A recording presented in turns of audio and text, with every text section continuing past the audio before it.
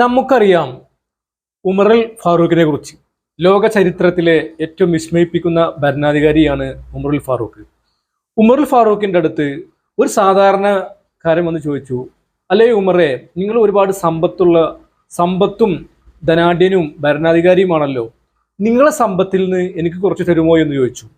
ഈ സമയത്ത് ഉമറുൽ ഫാറൂഖ് പറഞ്ഞു, തരാമല്ലോ, പക്ഷെ ഒരു കണ്ടീഷൻ ഉണ്ട്. എന്താണ് കണ്ടീഷൻ? നിങ്ങൾക്ക് ഖുർആൻ അറിയുമോ എന്ന് ചോദിച്ചു. അപ്പോൾ സാധാരണക്കാരൻ പറഞ്ഞു, എനിക്ക് ഖുർആൻ അറിയില്ല.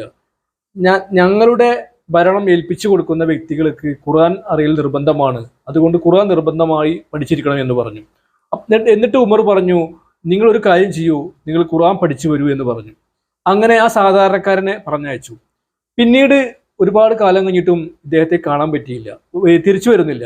ആ സമയത്ത് ഉമർ ഫാറൂഖ് തൻ്റെ വൃദ്ധനെ പറഞ്ഞയച്ചു ഈ വ്യക്തിയെ ഒന്ന് കാണാൻ വേണ്ടി. അങ്ങനെ പറഞ്ഞ സമയത്ത് ഒരു സാധാരണക്കാരനായിട്ടുള്ള ഇദ്ദേഹത്തെ കണ്ടെത്തുകയും ഉമറിന്റെ സ്റ്റാഫ് ഉദ്യോഗസ്ഥൻ ഈ സാധാരണക്കാരനെ ഉമറിന്റെ അടുത്ത് കൊണ്ടുവരികയും ചെയ്തു. എന്നിട്ട് ചോദിച്ചു, ഉമർ ഖത്താബ് ചോദിച്ചു, അല്ല സഹോദര, നിങ്ങൾക്ക് രാജ്യത്തിന്റെ ഭരണത്തിന്റെ കാര്യങ്ങൾ വേണ്ടേ? നിങ്ങൾക്ക് ഈ എൻ്റെ സമ്പത്തിന്റെ ഒരു ഘടകം നിങ്ങൾക്ക് വേണ്ടേ? ഞാൻ നിങ്ങളെ കാത്തിരിക്കുകയായിരുന്നു എന്ന് ഉമർ ചോദിച്ചു.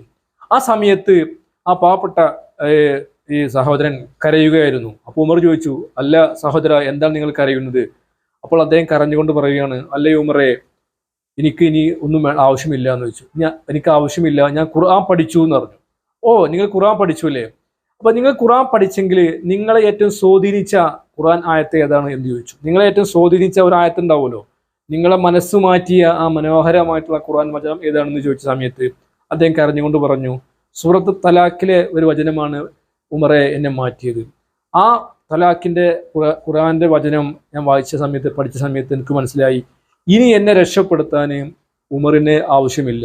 ഉമറിനെയും പടച്ച, ഈ ലോകത്തെ പടച്ച തമ്പുരാനുള്ളിൽ ഉള്ള ഈ ലോകത്ത് എങ്ങനെ ഒരു പാവപ്പെട്ട അടിമ എങ്ങനെ സത്യസന്ധനായി അള്ളാഹുവിനെ തക്കവ് ചെയ്തുകൊണ്ട് ജീവിക്കുകയാണെങ്കിൽ അവന്റെ റിസ്കിനെ അള്ളാഹു ഏറ്റെടുക്കും, അവന്റെ വിജയത്തെയും അവന്റെ ഉന്നതിയെയും പടച്ച റബ്ബ് ഏറ്റെടുക്കുമെന്ന് തലാഖിലെ വചനം എന്നെ വിസ്മയിപ്പിച്ചു.